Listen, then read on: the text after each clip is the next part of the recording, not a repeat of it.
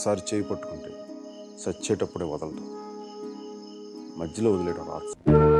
అమ్మాయి కనిపించినప్పుడల్లా నాకేం జరుగుతుందో నేనేం చేస్తానో నాకు అర్థం కావటం లేదు. హృదయం స్తంభించిపోతున్నట్టుగా అనిపిస్తుంది.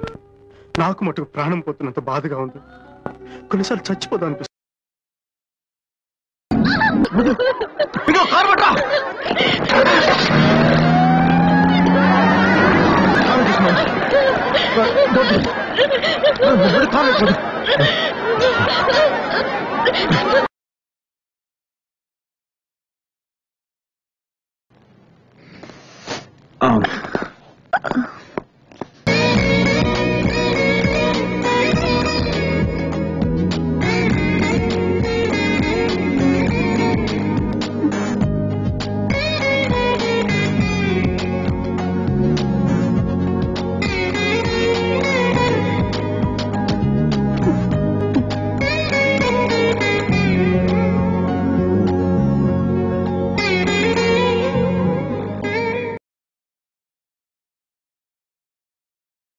సంపాదిస్తే డబ్బు వస్తుంది కానీ సంస్కారం రాదు.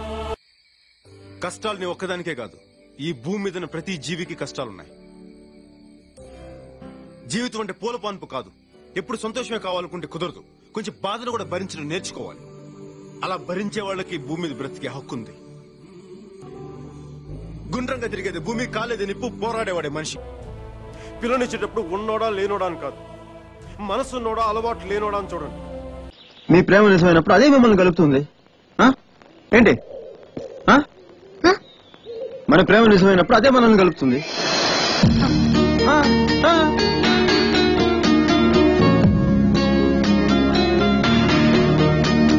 కారణం లేని కోపం, గౌరవం లేని ఇష్టం, బాధ్యత లేని యవ్వనం, జ్ఞాపకం లేని వృద్ధాప్యం అనవసరం. అలాంటి వాడు ఉన్నా ఒకటి లేకపోయినా ఒకటి.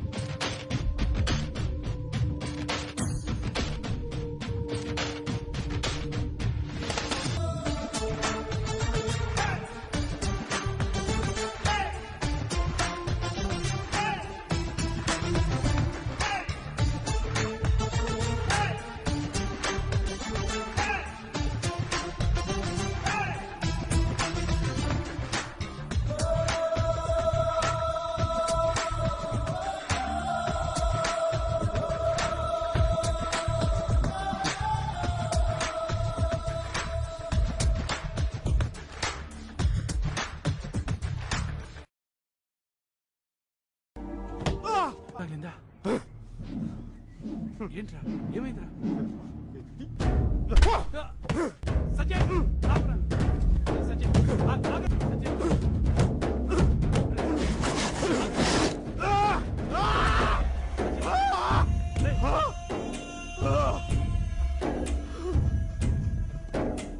ఈ రాయి ఎవరితో తెలుసా?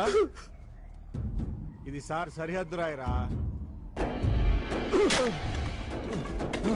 సరిహద్దా చెప్పు. నీ అయ్యే జాగిర్ బై సరిహద్దు రాయరా. ఇది సరిహద్దు రాయరా. నీ అయ్యే జాగిర్ బై ఇది. నీ అయ్యే జాగిర్ బై ఉండని చేస్తారా? బతికే భూమి మీద రాళ్ళు పాదేస్తారా? తాగే నీళ్ళ బాటిల్ పెట్టి అమ్మేస్తారా? అమ్మేస్తారా? పీల్చే గాలి మొత్తం ఫ్యాక్టరీలు పెట్టి పాడు చేస్తారా? మనుషులు గాలిగా పెంచుకోదా? ఆఖరికి మండే మంటను కూడా కిరసనాయిల్ డబ్బాలోను గ్యాస్ సిలిండర్లోను దాచేసి బ్లాక్ లో ఆఖరికి ఆకాశాన్ని కూడా 8 టైం అని చెప్పి శాటిలైట్ టైం అని చెప్పి వాటర్ వేసుకుని పనిచేసుకుంటే మేమేం చేయాలా? మేము ఈ భూమి మీద బతకద్దా? మాకు ఇక్కడ బతికే హక్కు ఉందా లేదా? రాయ్, నేల, నీరు, నిప్పు, గాలి, ఆకాశం ఇవన్నీ అందరివి.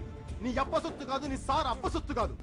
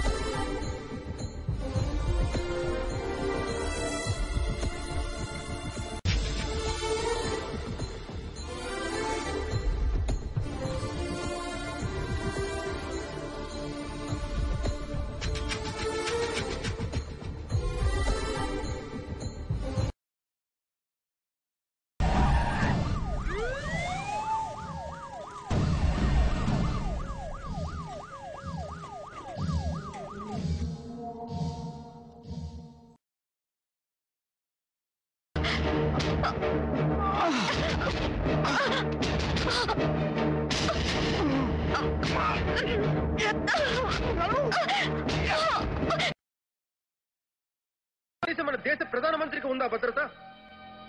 మన ఇండిపెండెన్స్ డే సెలబ్రేషన్స్ కూడా బుల్లెట్ ప్రూఫ్ అద్దాల మధ్యలో నిలబడి జరుపుకోవాల్సిన పరిస్థితి, దుస్థితి. 63 సంవత్సరాల స్వతంత్ర భారతదేశంలో మనం సంపాదించుకుంది సామాన్యుడి నుంచి ప్రధానమంత్రి దాకా భద్రత లేని సమాజం. శ్రీకృష్ణుడు, జీసస్, మహమ్మద్, బుద్ధుడు నలుగురు కలిసి ఒక్క దేవుడిగా అవతరించినా కూడా మిమ్మల్ని ఎవరు కాపాడలేరు. మరి దీనంతా ఎవరు బాగు చేస్తారు? వాళ్ళు ఎవరు ఆకాశం నుంచి ఊడిపడతారు, లేదంటే నక్షత్రాల నుంచి రాలి పడతారు? మనమే కదా బాగు చేస్తాం. ఇంకెన్ని సంవత్సరాలు, ఎన్ని దశాబ్దాలు పక్క దేశాల గొప్పతనాన్ని గురించి మాట్లాడతాం? నా కొడుకు ఆస్ట్రేలియాలో చదువుతున్నాడు, నా బిడ్డ అమెరికాలో చదువుతుంది, మా అల్లుడు యూరోప్ లో సెటిల్ అయ్యాడని గొప్పలు చెప్పుకోవడానికి మనం ఉన్నాం. నా బిడ్డ నేను పుట్టిన భారతదేశంలో చదువుతున్నాడని సగర్వంగా చెప్పుకునే స్థాయికి మన భారతదేశాన్ని తయారు చేసుకుంటాం. ఈ భారతదేశ సమాజాన్ని మేల్కొనేలా చేయాలని నేను కోరుకుంటున్నాను. ఇంతకేంట్రా అన్నా, నా కళ్ళలో నీకు భయం చూడాలనుందా? నా కళ్ళలో నువ్వు ఎప్పటికీ భయం చూడలేవు.